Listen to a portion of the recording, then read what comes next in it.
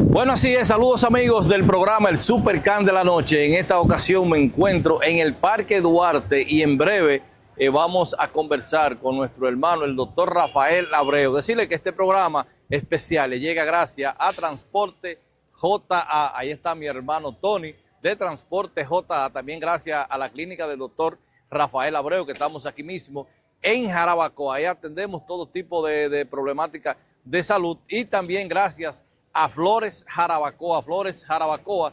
Ahí está mi amigo y hermano Daniel Jiménez La Antigua. También gracias a nuestro hermano Serafín Rodríguez, apoyando todas las actividades importantes del municipio de Jarabacoa. Nosotros vamos a hablar con el doctor Rafael Abreu.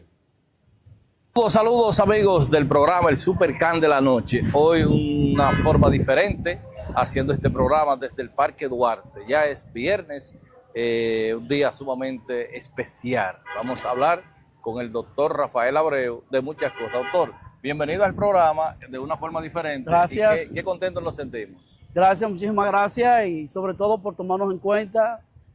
Siempre presto para lo que Jarabacoa, quien necesite y quiera, y más en tu programa que es muy visto. Siempre lo vemos en YouTube con muchísimos likes y la gente lo sigue. O sea que estamos muy pendientes siempre y todo lo que sea para la contribución de nuestro pueblo. Muy bien, doctor. El mes de julio es un mes sumamente especial, pero no se le da esa connotación como se celebra el Día del Padre, el último domingo de este mes. Sí. Pero gustaría que nos hable un poquito de lo que el significado del Día del Padre para usted y para el pueblo dominicano. Bueno, primero tenemos que hablar de ese padre primero, que fue San José. San José, esposo de María, proveedor, ya en un área y un tiempo que estaba bastante, ya diremos, avanzado de salud y también de edad. Primero hablamos y lo tomamos como un estandarte, el prototipo de padre que, a pesar de él saber que no era su hijo, no había él engendrado ese hijo, ¿verdad? Sin embargo, acogió a María, la hizo suya, se formó con ella y la acompañó en todo el proceso hasta el final de su vida. Se tiene conocimiento de que José desposó a María a una edad casi de 94 años. O sea que estamos hablando de una persona que realmente debe servir de prototipo para todo padre. No hubo ningún tipo de problema con él, le enseñó a José, a Jesús, casi todo lo que él sabía en ese tiempo. Y luego sabemos de aquel momento en el que Jesús se perdió en el templo. Todavía estaba con José cuando lo fueron a declarar. Entonces tomamos como estandarte a José. Luego vemos muchos ejemplos en la historia de padres que han sido sacrificados, padres que han dado la vida por sus hijos, proveedores. El hombre siempre tiene en su mente el tratar de ser condescendiente, proveedor, y tiene una gran presión en nuestra sociedad. El hombre, desde que ya inicia sus adolescencias, el estigma es que debe empezar a buscar trabajo, empezar a buscar dinero. Ser proveedor de la familia. Aparte de la familia que deja, también de la nueva que él va a engendrar. Porque los padres nunca abandonan a sus hijos, los buenos padres, ¿verdad? Nunca abandonan a su madre. Ese estandarte de padre es el que del que nosotros hablamos. De ese padre que es sacrificado, bondadoso, porque hay excepciones. De esas excepciones que todo el mundo la conoce. La fiscalía está llena de ese tipo de padres que no son así, pero nosotros propongamos por ese padre que lleva ese hijo o esa hija en su caminar, todo ese proceso sacrificado, a veces sin heredar nada, y tiene que tratar de hacerse de un bien, de una casa, de un vehículo, de un solar.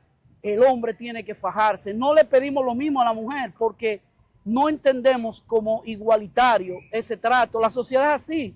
no la inventé yo, está hecha así. Así que nosotros hablamos de ese hombre que es el padre y al que nosotros le dedicamos buenos augurios a todos los hombres realmente que practiquen como ejemplo a San José, que es el que yo siempre pienso que fue un proveedor, buen padre, que enseña a sus hijos, le transmite el conocimiento y lo lleva hasta el final de lo que él más pueda hacer.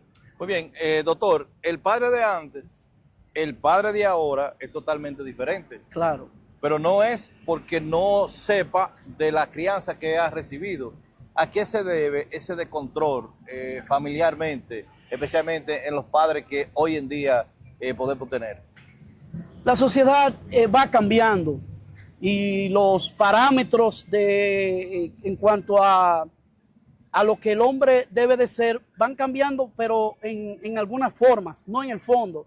En el fondo, desde que en el hombre de Neandertal para acá, siempre fue proveedor, siempre buscaba mataba a las crías, mataba ¿verdad? Los animales para llevarle comida a su familia cuando tenía hijos.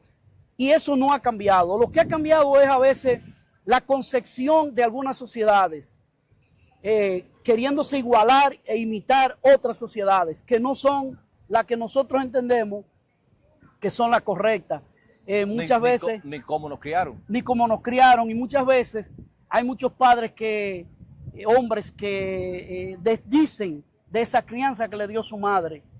Le enseñó con mucho amor y ellos quizás no lo practican. Le enseñó que había que estar unido a la esposa y a los hijos y quizás no lo practican. Entonces, a veces la forma se cambia, pero en el fondo sigue siendo el mismo hombre proveedor, el mismo hombre responsable, y eso yo espero que no cambie. Muy bien, en el lugar donde nosotros nos encontramos, que es en el Parque Duarte, de aquí del municipio de Jarabacoa, usted se crió a ¿cuántos metros de distancia donde nosotros estamos ahora? A 100 metros de aquí, estamos hablando de la hermana Mirabal, 23. Este era el lugar de recreación de nosotros. Aquí veníamos a recrearnos hasta las noches. Todavía en la noche, 7, 8 de la noche, esto estaba lleno de niños permanentemente, jugando aquí, divirtiéndonos. No había peligro alguno de que alguien te fuera a raptar. Sin policía que lo estuviera cuidando. No había necesidad de eso en ese tiempo. Evidentemente sabíamos que la policía estaba por ahí, no necesariamente en el parque. Pero el parque no necesariamente estaba cuidado por policía. Las mismas personas lo cuidaban. Tuve que hasta las señoras cercanas de aquí venían y le echaban agua a las matas. El parque siempre estaba frondoso. Ya eso se ha perdido con claro. El tiempo. ¿Qué le decía su papá cuando ustedes venían y duraban un par de minutos y a veces hasta horas? ¿Qué hacían ellos? ¿Qué hacía su papá? ¿Lo buscaba o no le decía algún tipo de regaño cuando le llegaban? No, mira, mi papá era una persona muy práctica y era un proveedor. Mi papá fue agricultor, fue músico, tocó durante muchos años el acordeón hasta casi al final de su vida. Fue fotógrafo. Él fue uno de los que carnetizó a la mayoría en el Partido Reformista. Fue político, inspector de la presidencia, colmadero. Entonces, en ese tiempo nosotros teníamos un hogar matriarcal, donde la madre era la que regía casi todo el comportamiento dentro de la casa. Y yo creo que como yo, casi la mayoría. Porque los padres, como decía, siempre estaban en búsqueda, buscando la comida, buscando esto. A veces en otras labores, pero siempre era para la familia. Muy bien, ¿qué usted recuerda de su papá en esos tiempos de mozo? Bueno, recuerdo mi papá jugando en el vecindario Belluda, con el Hoyito, con todos los vecinos, con Joselito, el síndico, con Cecilio, el hermano mayor de él, con los varones que habían ahí, Ricardo, Rolando, Tomás, Guillermo, todos mis hermanos estaban ahí jugando porque todos nos criamos juntos. Y lo recuerdo a él dándole buenos consejos, tratando de que siempre estuvieran por buen camino. estimulándolo con relación a la política, con relación a la música. Y recuerdo de él que siempre tomaba una siesta en la tarde después que comía, cosa que a mí nunca me ha parecido bien porque yo no tomo siesta. No hay siesta que tomar. No se puede tomar siesta, pero en ese tiempo se hacía eso. O sea, Pues, era una costumbre de los sí, padres. pero era un hombre muy bondadoso, de buen hablar, de hablar pausado, bajito y de poco hablar, pero muy práctico. Si en el día de hoy usted nos podemos remontar a esos años, usted lo tuviera presente, ¿qué le diría? Antonio Abreu Herrera, así era mi papá, así se llamó, Antonio Abreu Herrera. Lo que yo haría sería darle cariño, darle amor, tener buenas conversaciones con él, hacerle ver que su enseñanza la copiamos y que no solo la copiamos, nos excedimos en copiar esa moraleja un poquito más allá a lo que él hubiera querido. ¿De algo usted se arrepiente de esa época, de cuando usted convivió con su padre? No, porque yo estaba muy pequeño y el asunto con nosotros era el jugar. Mi papá se fue a temprana edad para Estados Unidos cuando yo tenía cerca de 10, 11 años. O sea, no tuvimos así como para yo haber hecho algo que él le molestara o le doliera, porque él venía, iba de Estados Unidos, pero nunca hubo un contratiempo de ningún tipo. Todo lo contrario, siempre estaba contento de ver a todos sus hijos y a su esposa, a mi mamá. Era un hombre que no guardaba rencor tampoco. ¿Le ha hecho falta? En una época sí, pero yo tuve una herramienta que muchos de mis hermanos no la tuvieron y que muchas personas no la tienen. Yo entré al seminario a temprana edad. Ya a los 12 o 13 años yo estaba entrando al seminario con los salesianos, con los cuales duré 9 años, estudiando para sacerdote. Y esa herramienta me ayudó a yo tener un equilibrio en mi vida y ver la vida de otra perspectiva, mucho más amplia. No es que no me hubiera hecho falta, pero como yo te dije, teníamos un hogar más matriarcal, donde la madre era el centro de todo. Pues, y los momentos eran breves con mi papá. Muy bien, usted como padre, ¿cómo es? Bueno, acabo de casar a mi hija ahora. ¿Qué? Por muchas felicidades, doctor. El lunes estamos hablando que... ¿Tan joven? Sí, no, bueno, no es tan joven. ¿Cuántos años tiene? Ella nació en el 2000. Ah, no, ya está. Exactamente, 26, tiene 26 años. Laura María Abreu Santos, como se llama ella. Mi esposa y yo, Catiucia Santos, la casamos hace un par de días con un joven prodigio, yo diría. Un muchacho talentosísimo, matemático, profesor, y que va a hacer un doctorado en Francia ahora, igual que ella también, que están fuera del país, en España. Y yo me siento feliz. Nosotros solo tuvimos una hija y debido a que yo tuve un accidente de electricidad, una situación que nos pasó en el 2001, pues no pudimos tener más hijos. Pero con esa es suficiente porque yo le dediqué todo lo que pude, le enseñé todo lo que yo sé y sabe más que yo incluso. Lo que a mí no me gusta mucho, las matemáticas, pero ella le gustó muchísimo y está en ese mundo. Doctor, ¿cómo fue su experiencia de llevar a su hija ante el altar? O sea, que todos padres quieren, pero sí, la suya, ¿cómo fue ese manejo? Bueno, realmente es emotivo porque es como tú sientes como que hay un descargo, como que tú te sientes con el deber cumplido. Te sientes con el deber cumplido y realmente después de todo ese caminar que hemos tenido de la infancia que nace, crece, bueno, pues ahora le toca la edad de reproducción. A sus 26 años ya se casó responsablemente, como yo siempre le dije a ella, el día que tú vayas a estar en un noviazgo, que ojalá que sea para un matrimonio, y así fue. Ese es su único novio. y con él se casó. Lo que le pasó lo que nos pasó a nosotros también. Yo solo tuve una sola novia y es la con la que estoy desde el 98. O sea, usted está dando detalles de que Katiuska, él nada más tuvo una sola novia antes de ser su esposo. Sí, así es. O sea, que usted también fue virgen al escenario. Sí, bueno, pero tú sabes que yo no lamento nada de eso porque la vida es así. Además, tú sabes que yo venía con una serie de pensamientos de la iglesia que me ayudaron y me estimularon a formar ese hogar. No, y que verdaderamente esas son las parejas Así que pueden perdurar con el tiempo. Sí. O sea, y sobre todo cuando hay un entendimiento en la familia, así mismo se refleja en los hijos, doctor. Y no es que no haya habido problemas, no, porque eso es normal. Pero siempre se trata de superar. De cosas. Doctor, hablando de la familia, hablando de su padre, hablando en el lugar donde nosotros nos encontramos, en el Parque Duarte, estamos viviendo ya el 2026 en la recta final. Este año, ¿cómo usted lo valora? ¿Qué ha sido para el pueblo dominicano, en especialmente para ustedes como familia?